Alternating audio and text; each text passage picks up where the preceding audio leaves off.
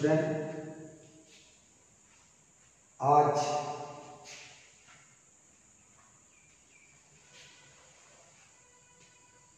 Reproduction in flowering plant class 12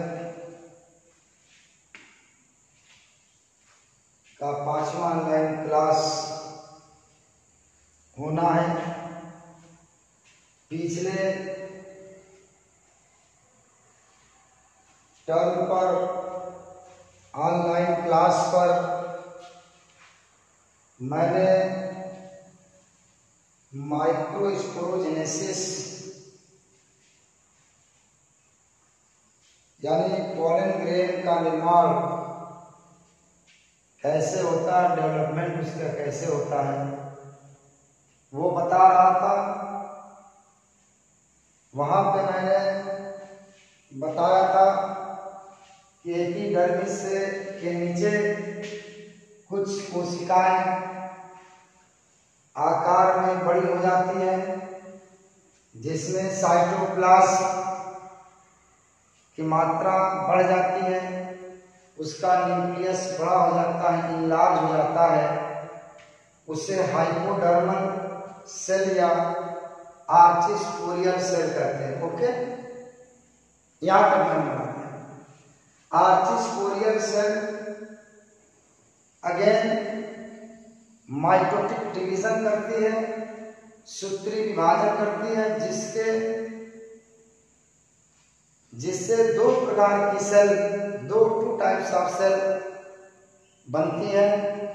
एक को primary parietal cell और दूसरे को प्राइमरी माइक्रोस्पोरोजेनस सेल कहा था मैंने। बात समझना? अब देखिए, प्राइमरी पैराइटल सेल ये अगेन डिवाइड करके 3 प्रकार की सेल ये बनाती है। देखिए यहां पे प्राइमरी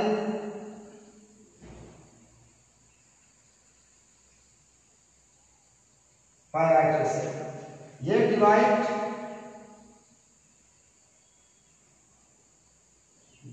होकर के 3 प्रकार की सेल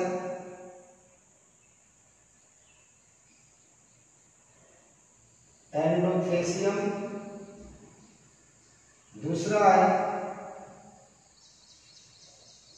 मिडिल लेयर और तीसरा जो है, तीसरी सेल आपका टैपिटम। ठीक है, ये टैपिटम में है, देखिए ये आपका एंडोडर्मिस हो गया, सॉरी एपिडर्मिस,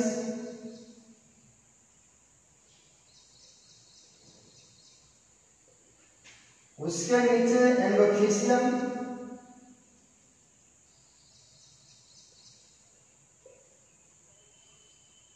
और इसके नीचे मिडिल लेयर 3 से ये 3 to 5 लेयर ठीक हो सकती हैं। ये आपकी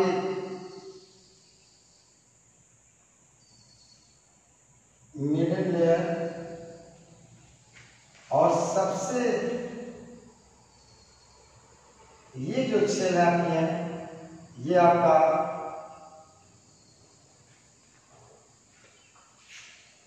टैपिटम। ओके, और ये आपका जो अंदर है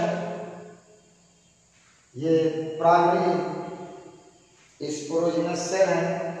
ये 3 प्रकार की सेल आपकी पैराइटल सेल से बनी, एंडोथेसियम, मिडिल लेयर और टैपिटम। ये 3 to 5 लेयर क्या होती है, ठीक होती है। 3 to 5 लेयर ठीक होती है, और बिल्कुल वही स्ट्रक्चर यहाँ पे, वैसा ही यहाँ पे और यहाँ पे, इस तरह से चारों कार्नर पे। किसके चारों कार्नर पे? यहाँ पे क्या चीज है, ये आपका पॉलन चैम्बर है, माइक्रोस्पोरेंजियम है। जिसको परागधानी कहा जाता है। ओके, जैसा यहाँ पे वैसा ही यहाँ पे होगा, वैसा ही यहाँ पे होगा, वैसा ही यहाँ पे होगा। यहाँ पे देखिए ये स्ट्रोमियम है, क्या है? स्ट्रोमियम। ठीक है, स्ट्रोमियम क्या होता है? देखिए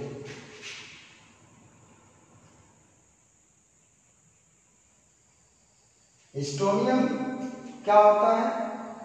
स्ट्रोमियम is the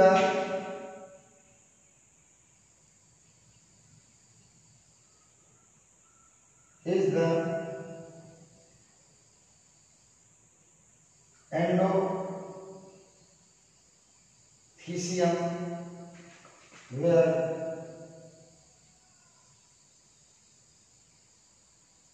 it is become thin का मतलब पतला।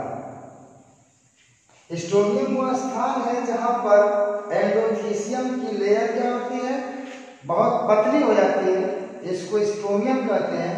और स्ट्रोमियम आपका जो माइक्रोस्पोंजियम है, पोलन चैम्बर है, यहीं से बस्ट करता है, यहीं से पड़ता है, जिससे आपके जो अंदर परागकण बनेंगे, पोलन ग्रेन बनेंगे, वो क्या होंगे?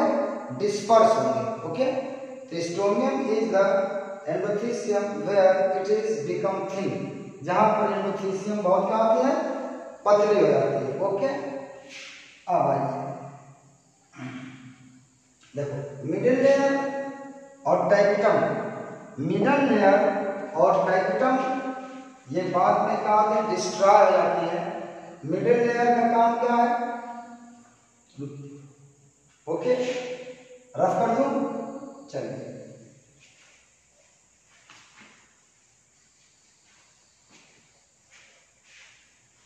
Middle layer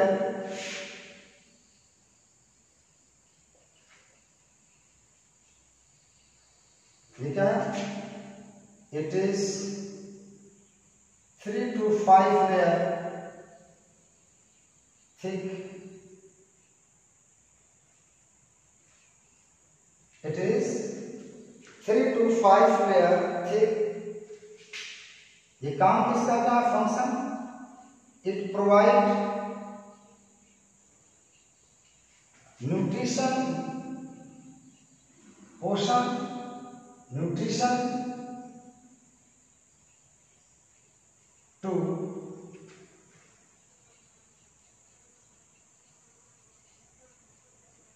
developing functional microspore mother cell या pollen mother cell।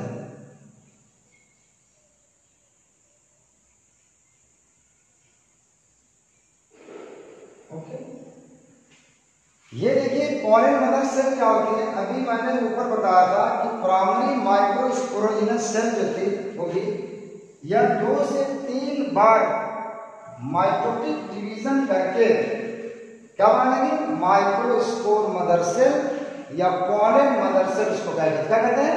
देखिए micro primary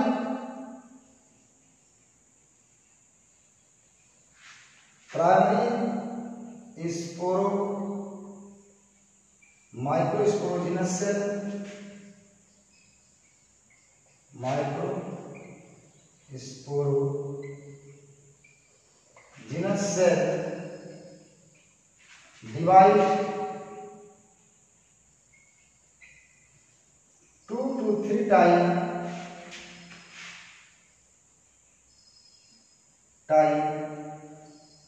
and form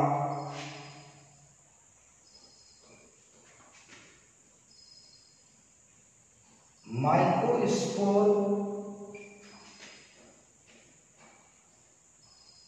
mother cell या इसी को पॉलन मदर सेल कहते हैं। क्या कहते हैं? Pollen mother cell. Primary microsporogenous cell divide 2 to 3 time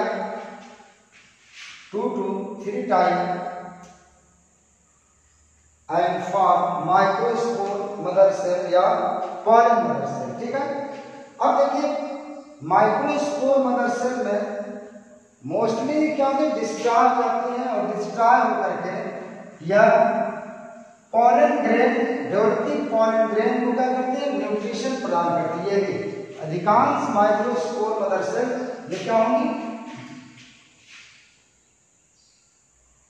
microspore, mostly microspore mother cell destroy which provide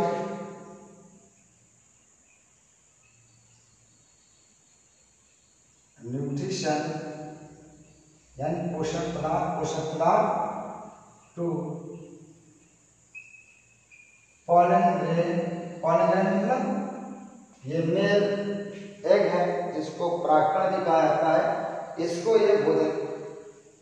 जो माइक्रोस्पोर मदर सेल बच जाएगी उसको फंक्शनल माइक्रोस्पोर मदर सेल कहते हैं। और ये फंक्शनल माइक्रोस्पोर मदर सेल में क्या मियोसिस होगी, अर्धसूत्री विभाजन होगा और अर्धसूत्री विभाजन से आपके क्या बनेंगे, 4 पॉलन ग्रेन बनेंगे या उसी को माइक्रोस्पोर भी कहा जाता है। ओके, चलिए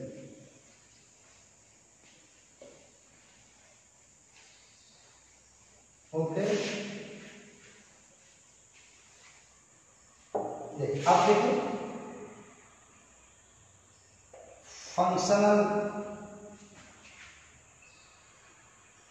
माइक्रो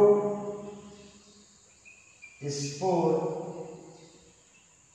मदर सेल, ये फंक्शनल माइक्रोस्पोर माइक्रोस्पोर को पॉलन ग्रेन मदर सेल भी कहा जाता है। ओके, इनके अंदर क्या होगी, मियोसिस होगी, क्या होगी,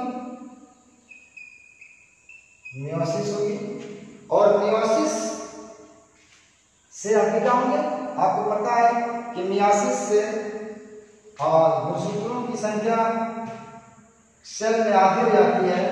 अब ये हो जाएगा क्या, मियोसिस के बाद माइटोसिस होती है तो 4 जो है आपकी सेल्स बनेंगी जिसमें इसमें गुणसूत्रों की संख्या 2n होगी और इसमें गुणसूत्रों की संख्या क्या होगी, n होगी। हैप्लॉइड होगा, ये क्या होगा, हैप्लॉइड होगा। इसी को हम कहते हैं पॉलन ग्रेन, हिंदी में कहा जाता है इसको परागकण या इसी को माइक्रोस्पोर कहते हैं, माइक्रोस्पोर कहते हैं या इसी को मेल गैमेटोफाइट कहते हैं। क्या कहते हैं, मेल गैमेटोफाइट। गैमेटोफाइट में गुणसूत्रों की संख्या जो होती है हैप्लॉइड कंडीशन होता है। पॉलन ग्रेन, माइक्रोस्पोर और मेल गैमेटोफाइट, इसी को हम क्या कहते हैं, माइक्रोस्पोरोजेनेसिस कहते हैं। क्या कहते हैं, माइक्रोस्पोरोजेनेसिस। ओके, ये आपका 4 नर भंडारू बन गया। इस जो एंड्रोसियम था उसका मकसद ही था n नंबर की सेल बनाना और n नंबर की सेल बन गई पॉलन ग्रेन, माइक्रोस्पोर जिसको कहा जाता है, मेल गैमेटोफाइट जिसको कहते हैं। ओके, इस तरह से 4 परागकण आपके एक फंक्शनल माइक्रोस्पोर मदर सेल से बन गई। ठीक है, अब देखिए एक चीज इसमें आती है, अभी फिर मैं इसको आता हूं, टाइपिटम का क्या काम होता है। टाइपिटम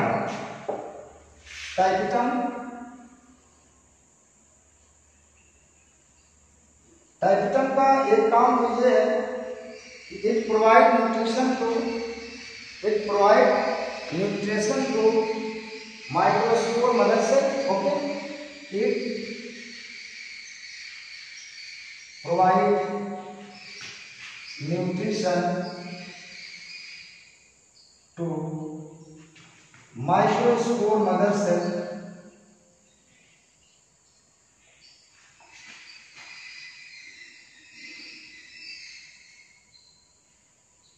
ठीक है।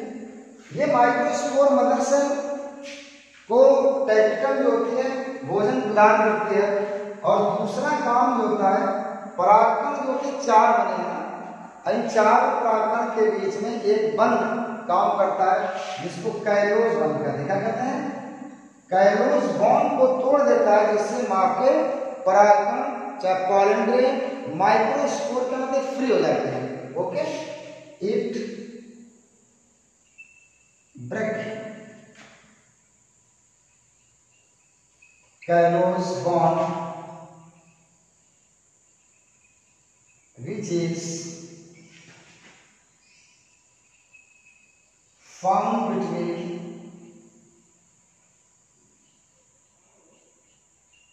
pollen grain। ये दो काम कैपिटल लेयर का हो गया, जो जस्ट आपके परागकण जो बनते हैं उसके बाहर पाई जाती है। It provide nutrition to microspore mother cell.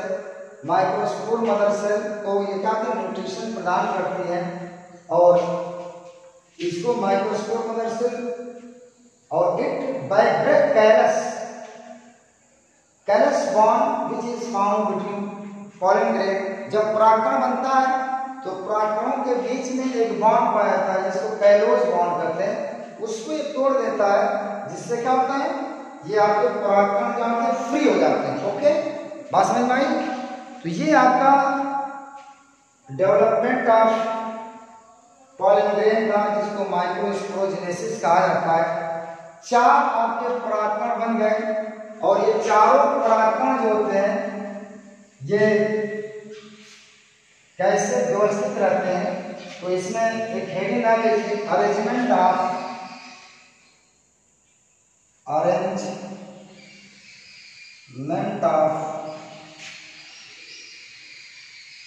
Pollen grain. ये कई प्रकार से व्यवस्थित होते हैं। कुछ तो एक कंपाउंड फॉर्म है, यानी चारों परागकण एक दूसरे से क्या होते हैं? मिक्स रहते हैं, बंधे रहते हैं, एक साथ रहते हैं।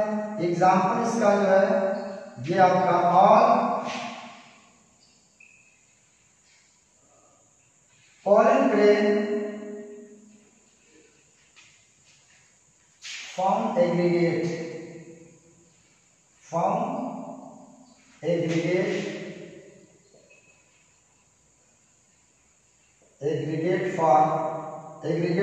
तो संयुक्त रूप। इसका एग्जाम्पल बेटा है ड्रोसेरा। क्या है? ड्रोसेरा इसका एग्जाम्पल है। ठीक है, अब देखिए, एक तो पोलोनियम ग्रुप में पाया जाता है, एक जो इसका अरेंजमेंट है चारों परागकण का, एक ऐसी स्ट्रक्चर जिसको पोलोनियम कहते हैं इस तरह से।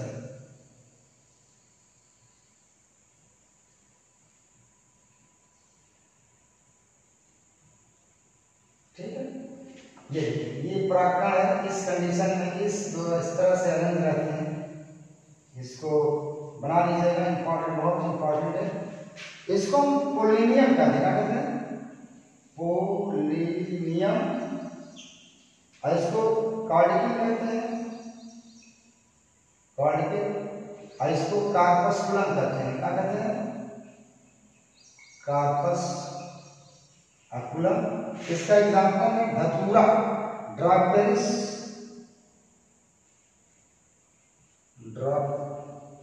धतूरा, कैलोट्रोपिस, कैलोट्रोपिस, धतूरा।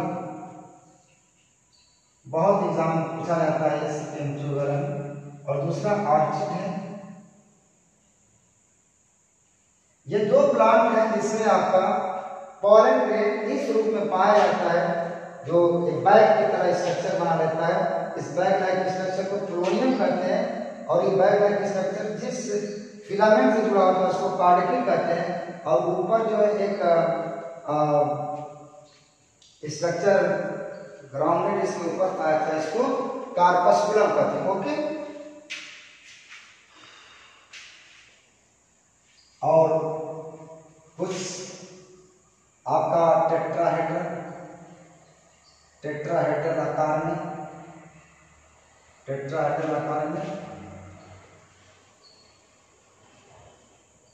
इस तरह से।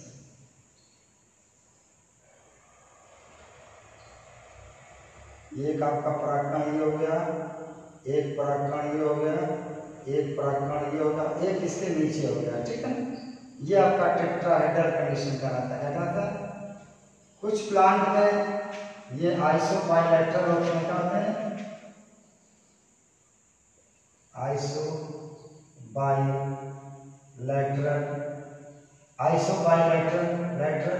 इस तरह से व्यवस्थित होते हैं, स्क्वायर के रूप में, इस तरह से। और कुछ में आपका एक हो गया, 2 हो गया, 3 हो गया, 4 हो गया, 5वां कुछ आपका टी सेट, ये 2 हो गए, और ये आपका ये टी सेट। और कुछ आपका लीनियर इस तरह से 1 2 3 4 इस तरह से ये पॉलन ग्रेन के अरेंजमेंट है। तो 4 परागकण जो बनते हैं तरह तरह से, ये व्यवस्थित रहते हैं तरह अलग अलग प्लांट में। एक तो कंपाउंड फॉर्म में सारे चारों परागकण एक दूसरे से एग्रीगेट रहते हैं, जुड़े रहते हैं। इसका एग्जाम्पल है ड्रोसेरा में। और दूसरा है बड़ा इंपॉर्टेंट है पॉलिनियम। पॉलिनियम में जो परागकण जो होता है इस तरह की स्ट्रक्चर बना लेते हैं। ये बैग लाइक स्ट्रक्चर जो होता है जिसको पोलोनियम कहते हैं, और ऊपर वाले पार्टिकल को कार्डिकल और उसके ऊपर वाले पार्टिकल पोर्शन को कार्पस प्लान कहते हैं। Example Calotropis and orchid. और टेट्राहेड्रल इस तरह से, आइसोबाइलेटरल इस तरह से, टी सेल इस तरह से, और लीनियर आपका इस तरह से। ये चारों परागकण आपके इस तरह से क्या होते हैं? व्यवस्थित रहते हैं। ओके, ये था अरेंजमेंट ऑफ पॉलन ग्रेन, ठीक है। अब देखिए जो डेवलपमेंट हुआ है, परागकण का जो डेवलपमेंट हुआ है ये 2 तरह से होता है। एक सक्सेसिव होता है, एक साइमल्टेनियस होता है। देखिए माइक्रोस्पोर मदर सेल, ये आपका है माइक्रोस्पोर मदर सेल, इसी से आपका परागकण बना है। तो 2 तरह से देखिए 2 ब्रांच आती है।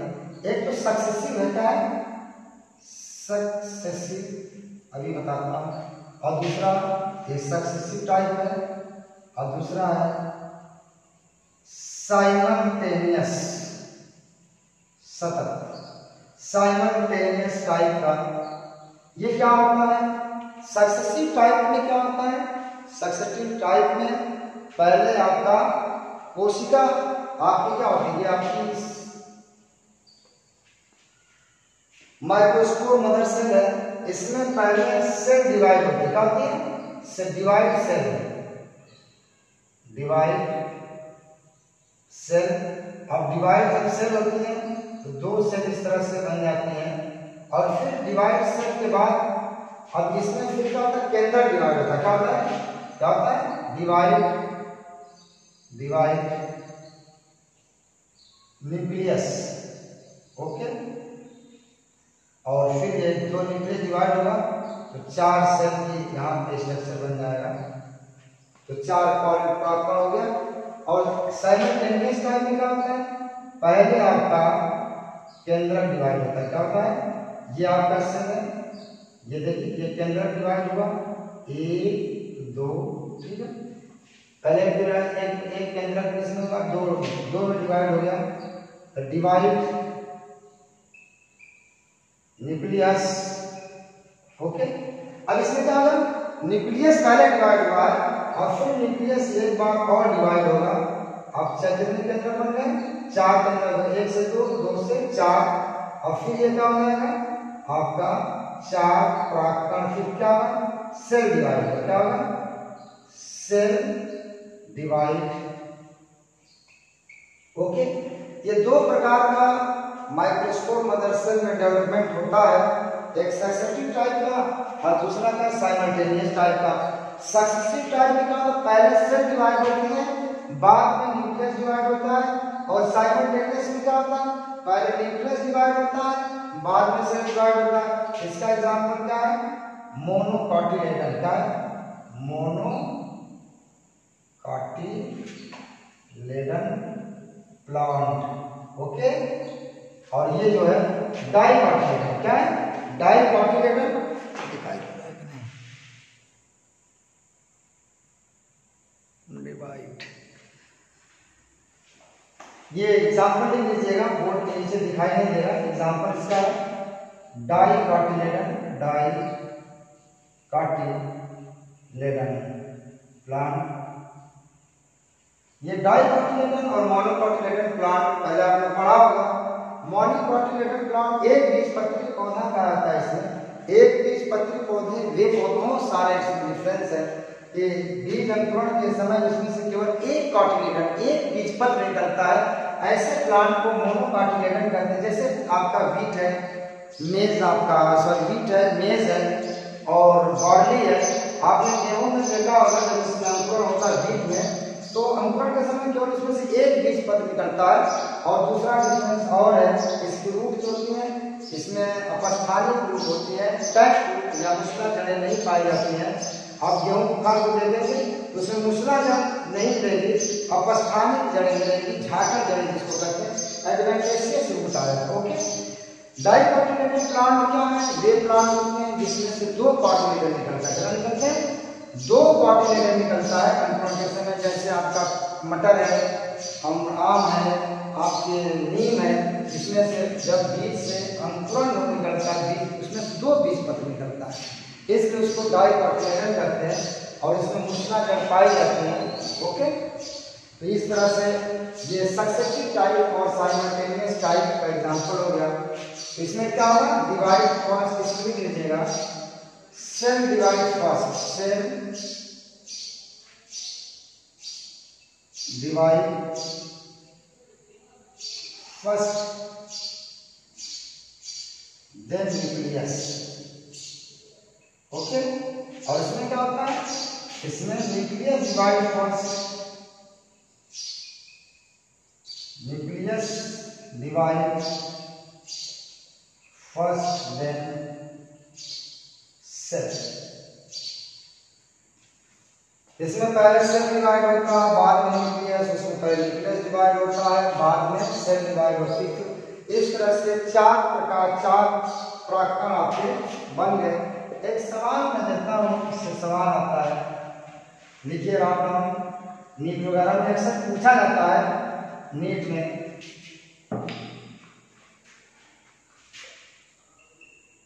हाउ मेनी मियोसिस, मियोसिस मतलब अर्धसूत्री विभाजन,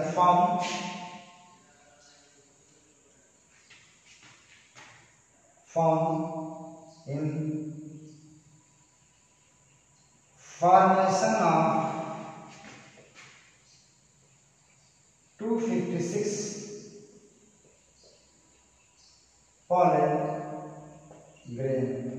How many,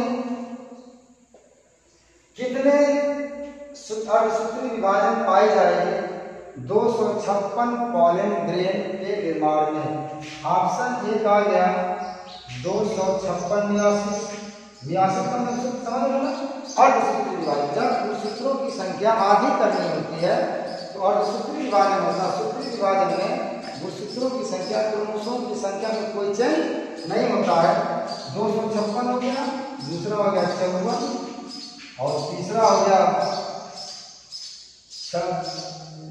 512 और चौथा हो गया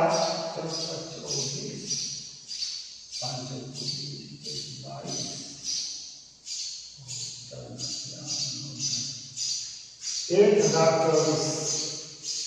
ये चार ऑप्शन आपके पास है। आपको बताना है कि कितनी मियोसिस पाई जाएगी, होगी 256 परागकण या पॉलन ग्रेन के निर्माण में। 256 होगा, 54 मियोसिस हो जाता है, 54 मियोसिस। एक मियोसिस से 4 परागकण। ओके ओके, तो 54 मियोसिस से क्या हो जाएंगे? इसमें 4 से प्लस करके 4 2 16, 5 5 20, 21, 5 को 6 कुछ 4 चौका 16 और 5 को 20, 21, 1 22, 256,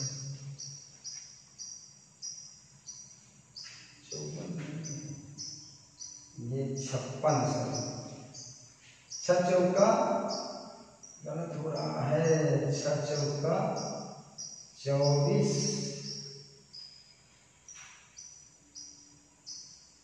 और 5 को 20, 21, 25। 1 मिनट स्टूडेंट, सवाल थोड़ा सा सेट करने दीजिए। 6, 24, 4, 64 कितना हो गया? ये 64 कर लीजिए, 64, 50। बताइए, ये ऑप्शन 64 हो गया। 64 में आप 4 से गुणा करेंगे, 1 82 से 64 82 से 1 82 से आपका पराक्रम 4 मतलब 64 से 4 से गुणा हो जाएगा। ठीक है ना? तो इस तरह से ये ऑप्शन हो गया। इस तरह से सवाल पूछे जाते हैं आपसे। एक हेडिंग आ गई है, माइक्रोस्कोप स्ट्रक्चर ऑफ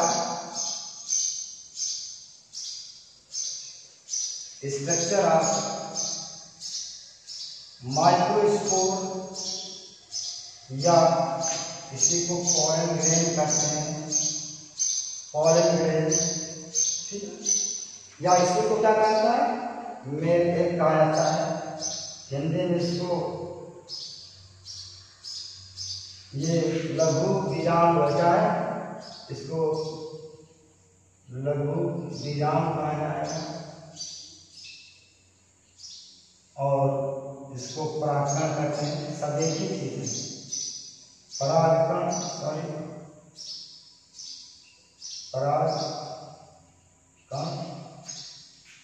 ये देखिए स्ट्रक्चर ऑफ माइक्रोस्कोप स्ट्रक्चर, इसका ये ओवल शेप, राउंडेड या ओवल शेप होता है।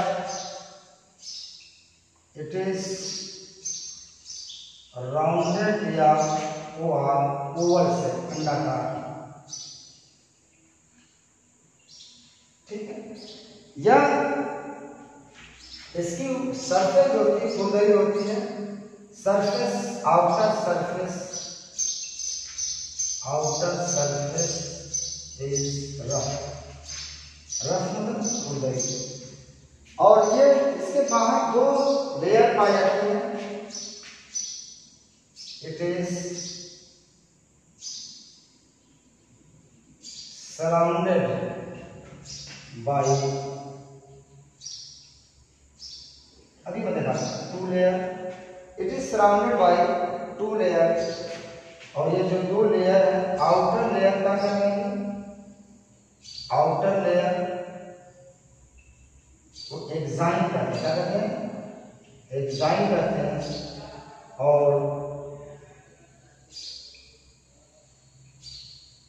इनर लेयर को इंटाइन करते हैं। ठीक है? ओके, चलिए राइट डाउन, नोट करिए। ये परागकण का स्ट्रक्चर इसमें पढ़ा रहा हूं मैं। परागकण को माइक्रोस्कोप, पॉलन ग्रेन या मेल एक कहा जाता है। इसमें गुणसूत्रों की संख्या क्या होता है? एन होती है, हैप्लॉइड कंडीशन होता है, अवगुणित होता है। क्या होता है? ओके बेटा, चलिए अब एक बार में और लिख लीजिए। It is haploid in nature, मतलब क्या हुआ? It is haploid in nature. Haploid मतलब क्रोमोसोम की संख्या n, single in nature. It is haploid in nature. यहां देखिए इसका आकार ऐसे, इसके चारों तरफ जो लेयर आती है, 2 लेयर आती है,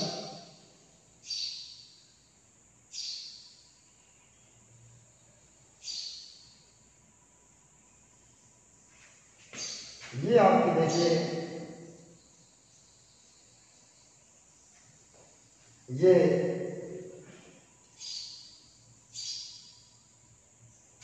थोड़ा सा यहाँ पे डिप्रेशन है, अभी बताता हूँ। यहाँ से पॉलन पे क्या है, ये जर्मपोर यहाँ बनेगा, जर्मपोर का होता है अंकुरण नालिका। ये आपकी एग्जाइम है, ये एग्जाइम है, इसका न्यूक्लियस है, और ये अंदर वाली जो इंटाइन है, इंटाइन है। और यहाँ पे जो डिस्प्लेशन दे रहे हैं, यहाँ पे जर्मपोर का निर्माण होगा, और ये जर्मपोर से यहाँ से भी देखिए, यहाँ से पॉलन किस केंद्र को बाहर जाना है, यहाँ से एक प्रागनालिका का डेवलपमेंट होगा, पॉलन ट्यूब कायापर्स। ओके, ये जर्मपोर इनकी संख्या मोनोकाटिलेडन में एक होती है, 1 इन मोनोकाट। एक बीजपत्री पौधों में इसकी संख्या 1 होती है, और 3 इन डाइकाट, और द्विबीजपत्री पौधों में इसकी संख्या कितनी होती है, 3 होती है। एक बीजपत्री मोनोकाटिलेडन प्लांट के परागकण में जर्मपोर 1 बनेगा, और द्विबीजपत्री पौधे के डाइकाट द्विबीजपत्री पौधे के परागकण में 3 जर्मपोर का निर्माण होगा। ओके, बना लीजिए। जर्मपोर का मतलब छिद्र। ओके, अब देखिए एक चीज बड़ी इंपॉर्टेंट यहां मैं बताने जा रहा हूं, एक्साइन और इंटाइन के बारे में। देखिए एक्साइन आपको पता है, it is outer layer which is rough in nature. देखिए आपको खुंदरी दिखाई दे, रफ इन नेचर, और विच इज फॉर्म, यहाँ अभी पढ़ने, it is form by, it is बड़ा इंपॉर्टेंट है, इट इज फॉर्म, अंडरलाइन कर लीजिएगा, फॉर्म बाई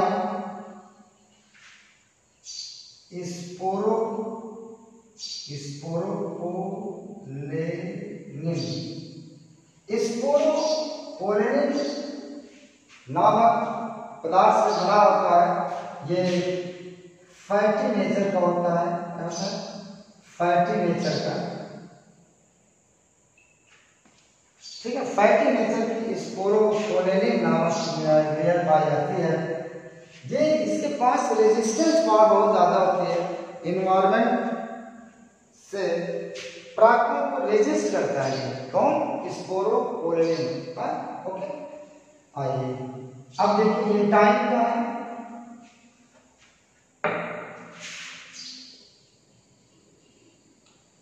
एक चीज और इसका क्या है, इट फॉर्म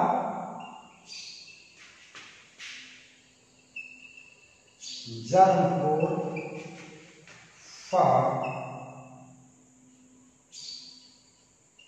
एक्सुडिंग निकलना, एक्सुडिंग pollen tube, excluding pollen tube, ये परागनालिका को निकलने के लिए क्या होता है,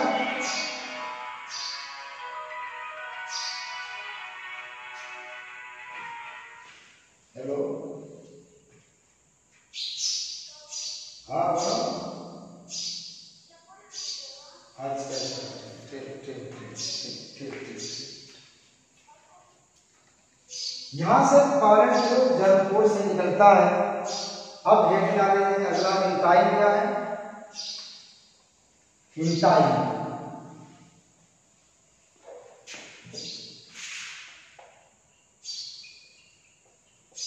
intine it is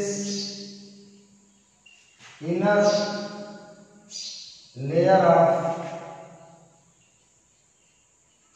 pollen grain। Okay, दूसरी पॉइंट है इट फॉर्म, ये term it formed by pectocellulose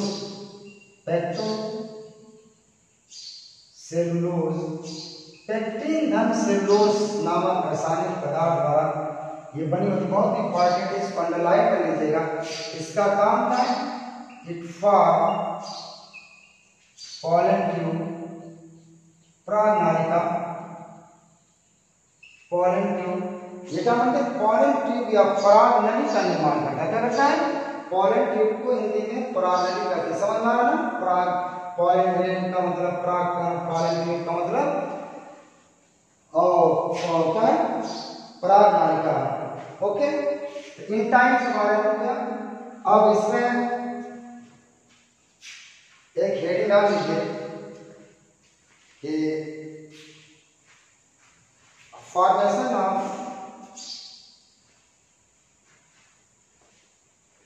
pollen tube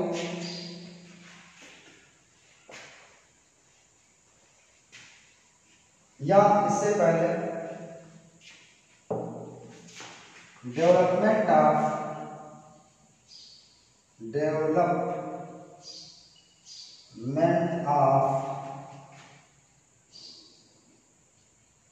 pollen grain के अंदर जो परागकण बना है उसमें भी कुछ विकास होता है।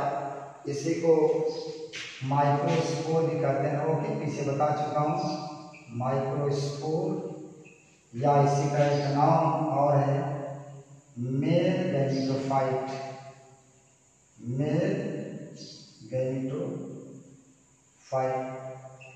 ये डेवलपमेंट परागकण बना है, उनके अंदर कुछ विकास होगा। ये देखिए, ये आपका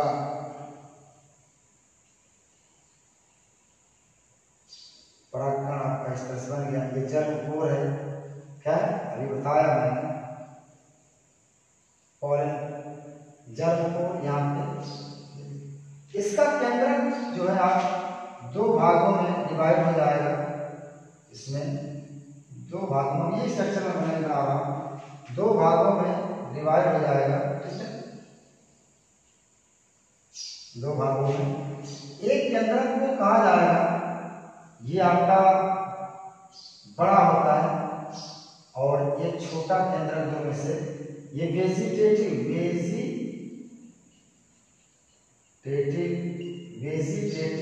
न्यूक्लियस, और इसको जनरेटिव न्यूक्लियस कहते हैं। क्या कहते हैं?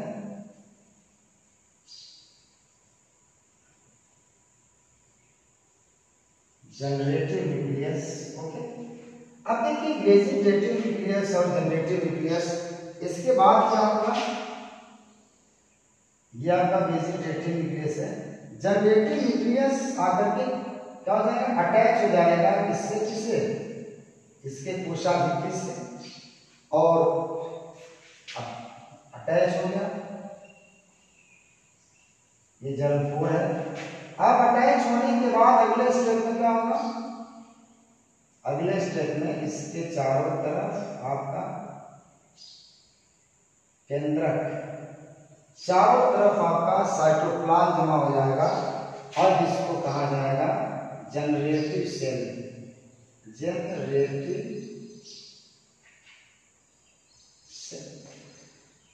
यहाँ पे देखिए, ये केंद्रक दो केंद्रक में डिवाइड हुआ। दो केंद्रक में से केंद्रक बड़ा, जिसको वेजिटेटिव न्यूक्लियस कहते हैं, छोटा वाला जनरेटिव न्यूक्लियस कहते हैं। अब जनरेटिव न्यूक्लियस अगले फेज में क्या होगा? आपके इस इनर वॉल से आकर के चिपक जाएगा, और इसके चारों तरफ क्या हो जाएगा? साइटोप्लाज्म जमा हो जाएगा, और इसी को कहा जाएगा, क्या कहा जाएगा? जनरेटिव सेल कहा जाएगा। ओके, अब देखिए जनरेटिव सेल यहाँ पे, चलो यहाँ मेरे पास जगह नहीं है, आप आगे इसको हैंडल कर लेंगे। मैं ऊपर इससे बना देना, आगे वाला जो एकदम ऊपर बना देना। ठीक, ये तो आपका रहेगा। ठीक है, यहाँ पे देखिए, ये अब फ्री हो जाएगा। क्या हो जाएगा? ये अब सेल बन गई, ये आपका वेजिटेटिव केंद्र बन गया।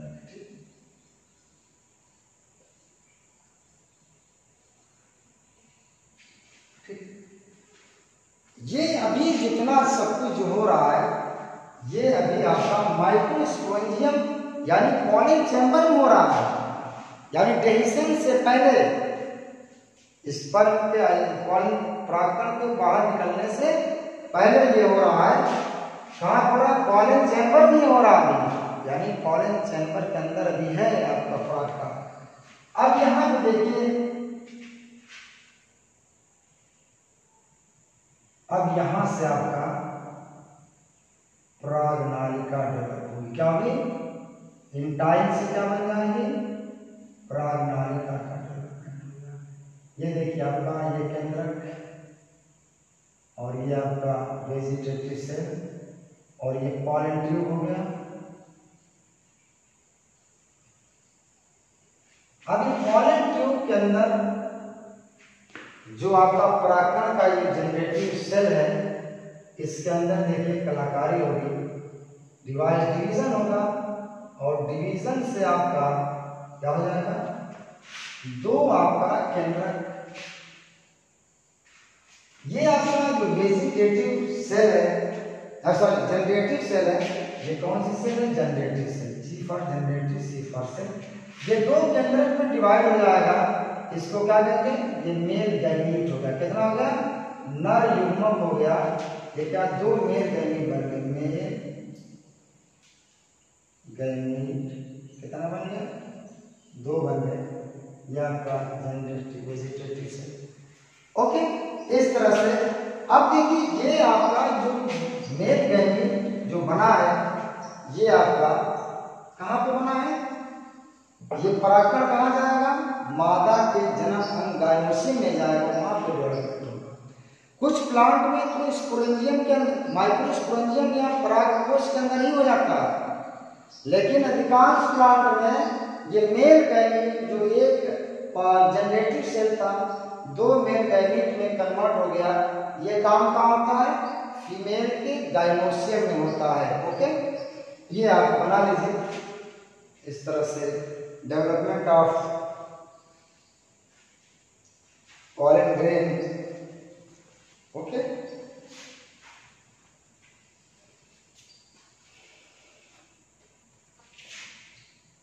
शेयर कर देता हूँ, रफ कर देता हूँ, इसको बना लेंगे बैक करके वीडियो को। ठीक, अब देखिए दो पॉइंट इसमें मैं दिखाऊंगा, बड़ा इंपॉर्टेंट है। एक पॉइंट तो ये है कि for division of nucleus, generative nucleus into,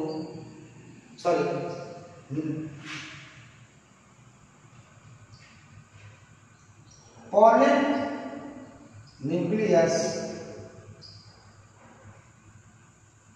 nucleus divide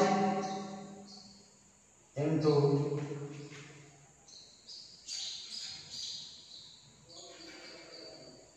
generative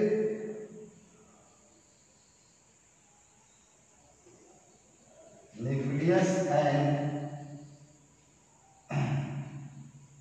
vegetative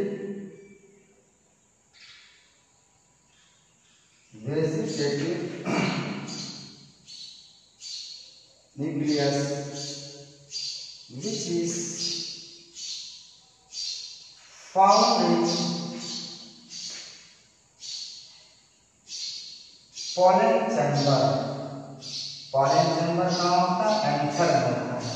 anther पता है ना, दो लोब होते हैं, इसको पॉलन लोब कहते हैं। एक पॉलन लोब में दो पॉलन चैम्बर, एक पॉलन लोब में दो चैम्बर, कुल 4 पॉलन चैम्बर। एक काम कहाँ होता है? पॉलन चैम्बर में होता है। अब देखिए generative cell nucleus generative cell बन गया। Generative nucleus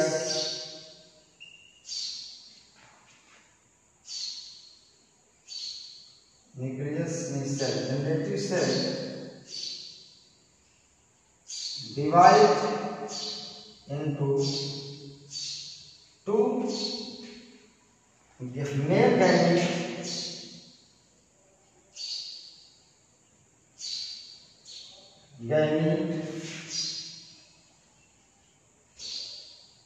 which is found in gynoecium of female. Okay, इस तरह से it is all about microsporogenesis. मैं सब कुछ बता दिया। एंड्रोसियम क्या है, एंड्रोसियम के बाद एंथर क्या, एंड्रोसियम के बाद एंथर क्या है, एंथर के अंदर anther lobe, pollen chamber, microsporogenesis, development of microsporogenesis, development of pollen tube, development of pollen grain, इन सब कुछ मैंने बता दिया एवरीथिंग। तो आप इसको ध्यान से पढ़ें, बहुत इंपॉर्टेंट है। अब ये मेल सेक्स ऑर्गन के बारे में हो गया। अब हम आते हैं दूसरा पार्ट। मेल से हमने मेल गैमीट बना लिया, इसी तरह से फीमेल गैमीट बनाएंगे। फिर उसके बाद क्या होगा, निषेचन होगा, फर्टिलाइजेशन होगा, जिससे एम्ब्रियो का निर्माण होगा। मेल हो गया female sex organ, female sex organ. Female sex organ को प्लांट में गाइनोसियम कहते हैं, गाइनोसियम कहते हैं। क्या कहते हैं? गाइनोसियम हिंदी में जायांग कहा जाता है। इसकी यूनिट जो इससे बना होता है, यूनिट जो होता है ये कार्पेल का बना होता है। किसका बना होता है? कार्पेल का, या इसी को पिस्टिल भी एक नाम दिया जाता है, पिस्टिल। और कार्पेल को अंडक कहते हैं। क्या कहते हैं? अंडक कहते हैं। यह कार्पेल एक भी हो सकता है, दो भी हो सकता है, और ज्यादा भी हो सकता है। एक रहेगा तो मोनोकार्पेल कहेंगे, मोनोकार्पेलरी, और दो रहेगा तो बाइकार्पेलरी, और दो से ज्यादा रहेगा मल्टीकार्पेलरी। ओके, बहुमंडली। Gynoecium is the female sex organ. Gynoecium, इसको पिस्टिल भी कहा जाता है। यह किसका बना होता है? यूनिट। जैसे एंड्रोसियम में स्टोमेन था, उसी तरह गाइनोसियम किसका बना होता है? कार्पेल का बना होता है। अंडक किसको कहा था? अगर एक कार्पेल है तो मोनोकार्पेल कहा जाएगा। अगर उसमें गाइनोसियम में दो कार्पेल है तो बाइकार्पेल कहा जाएगा, और दो से ज्यादा है तो मल्टीकार्पेल कहा जाएगा। ओके, तो it is all about male sex organ के बाद हम उसको फीमेल सेक्स ऑर्गन पढ़ाना है। मैंने थोड़ा सा आपको बताया, इसकी यूनिट की ओर बताया है। अब नेक्स्ट जो इसका जो डिस्क्रिप्शन है, मैं अगले ऑनलाइन वीडियो में मैं करूँगा। तो इस तरह से आज का क्लास बस यही कि मैं वाइंड अप करता हूँ, बहुत ज़्यादा हो गया है और सब लोग नेक्स्ट क्लास के लिए आ चुके हैं। तो इसी उम्मीद के साथ कि आप इसी जोश और खरोश के साथ पढ़ेंगे, एक पोटेंसी, एक एनर्जी के साथ इसको पढ़िए। एक एक कॉन्सेप्ट और एक एक पॉइंट पे जब आप अपना ध्यान केंद्रित करेंगे तो आपको इंटरेस्ट आएगा, इसमें से आपको मजा आएगी और फिर पढ़ने में अच्छा लगेगा। Okay, thank you.